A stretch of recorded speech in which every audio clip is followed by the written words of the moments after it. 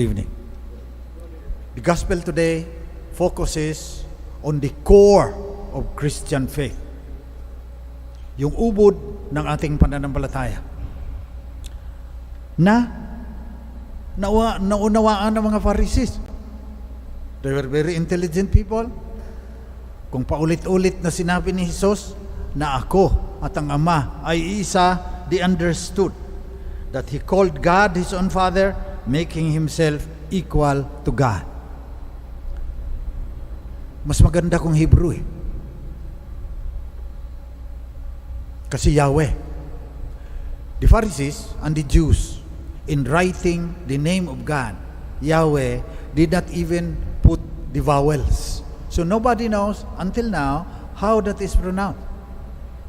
They considered themselves unworthy to pronounce the name of God. So pag nagbabasa sila ng Bible, tapos malalagay doon Yahweh, sasabihin nila the name, ang pangalan. They do not even consider themselves worthy to pronounce the name of Yahweh. Tapos may dumating karpintero, magsasabi, ako at si Yahweh, iisa. Ay kaya gusto nila siyang patayin. Blasphemy para sa mga Jews yan eh. When Moses asked the burning bush, anong pangalan sasabihin ko sa mga Hudyo kung sino ka? Yung tinig nagsabi, Eye, Esher, Eye, in Hebrew.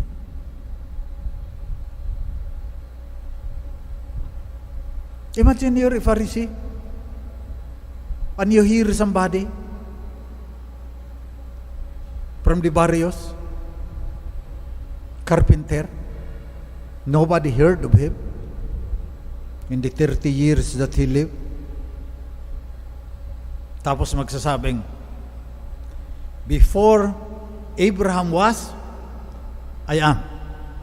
Ang ibig sabihin niya, before Abraham was even born, Eye, Esher, Eye.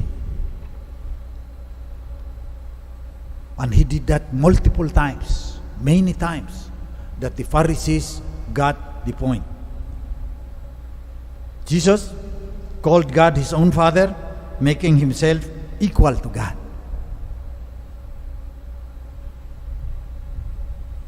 Ito yung sinasabi natin ngayon. Equal, consubstantial. Sinasabi natin paglinggo in English masses, born of the Father before all ages, God from God, true God from true God, light from light, begotten, not made, consubstantial with the Father. After more than 2,000 years, we are proclaiming that He is equal to the Father as He claimed. Okay? So maliwanag sa Bible, maliwanag sa mga Pharisees, He claimed to be equal to God. Outside of the Bible, there are few references to Christ. I will only mention today the citation of Pliny the Younger. In his annals, he was a Roman historian.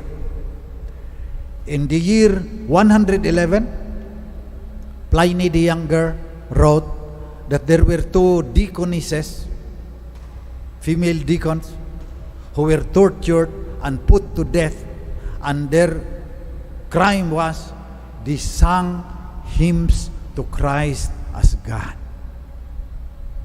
Shortly after, this gospel was written by John.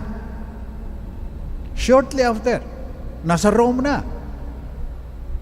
Dalawang deaconesses, pinatay, pinahirapan, dahil they were singing hymns to Christ as God. So yung sinasabi natin, the Christ is equal, consubstantial with the Father, very early on, pinaniwalaan na ng mga Kristiyano. At kahit patayin sila, they did not deny. Ang daming pinatay ng panahon ng mga emperors, dahil ang mga emperors kasi sila ang God nun. Sinasabihan ng mga Kristiyano, hindi, si Christ yan. He is equal to the Father. He is the firstborn of all creation. In the beginning was the Word, and the Word was with God, and the Word was God. So, we are faced today with a choice. Kung mula sa Bible, kung mula kay Pliny sa kanyang annals, makikita natin, Christ claimed to be equal to the Father. He claimed to be God equal to the Father. Tatlo lang pagpapilian natin. Una, He was bad. Yung nanloloko, yung parang budol-budol at saka dugo-dugo, nanloloko si Kristo. Alam niya na hindi totoo yan, pero sinabi niya para sambahin siya ng iba. Bahala ka nang mag-decide kung sa tingin mo panloloko lang yung kay Kristo, dahil may ilan din nag-iisip. Kasi tatlo lang choice niyan natin eh. He was bad, He was mad, He was God. So bad, nanloloko. Pangalawa, He was mad. Yun lang pangalawang choice mo. Eh sinabihan nga siya ng kanyang mga pinsan eh, buang, naloloko na, may sayad, he's crazy. So may mga iba ding nagsasabing ganyan. Ang pangatlo, ito yung tinanggap natin, si Kristo. Hindi nanloloko. Dahil hanggang namatay siya, papatayin mo na lang. Nagsasabi pa rin, Father, into your hands I commend my spirit. So, in the face of death, He did not deny. Hindi niya nagsasabi, kayo naman hindi mabiro. Iba naman ang ibig sabihin ko doon sa equal ako sa Father eh. Hindi. Tinanggap niya yung kalunos-lunos niyang kalagayan. Tinanggap niya yung marahas niyang pamamaraan ng kamatayan. Pagkatapos,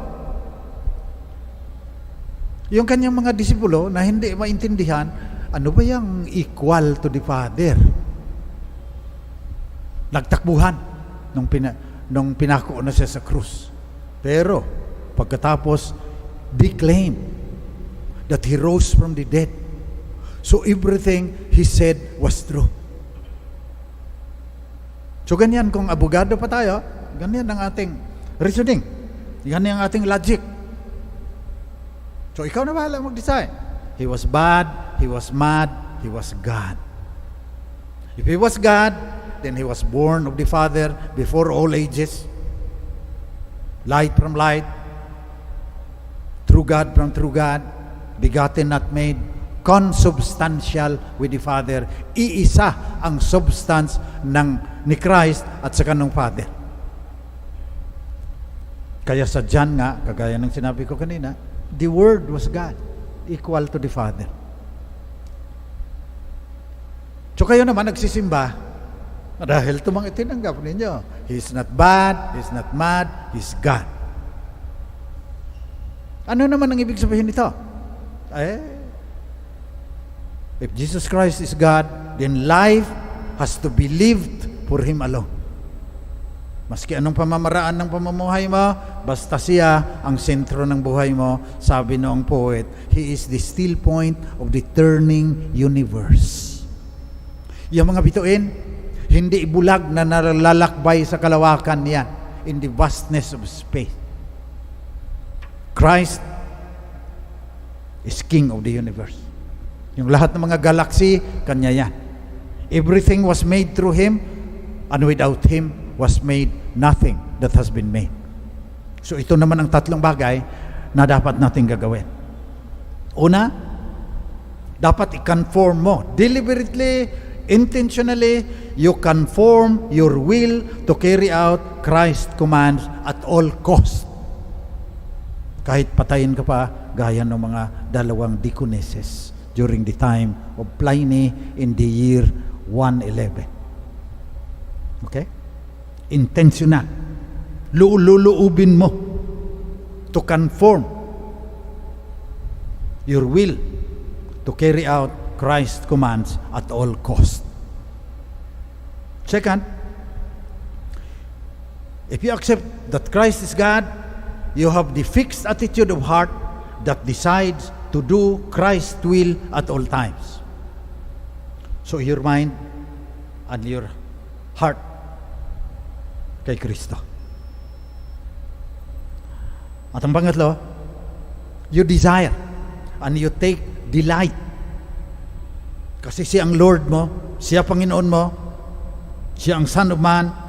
You desire and delight in accomplishing Christ's dreams for humanity.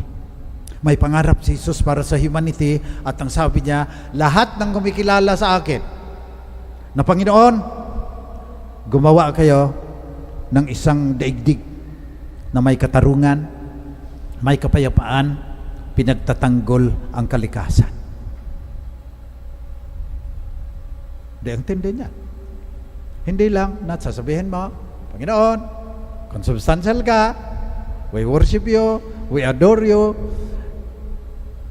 May COVID eh. If Christ is Lord, what should you do in the light of the global pandemic? If Christ is Lord, what should you do in the light of economic collapse?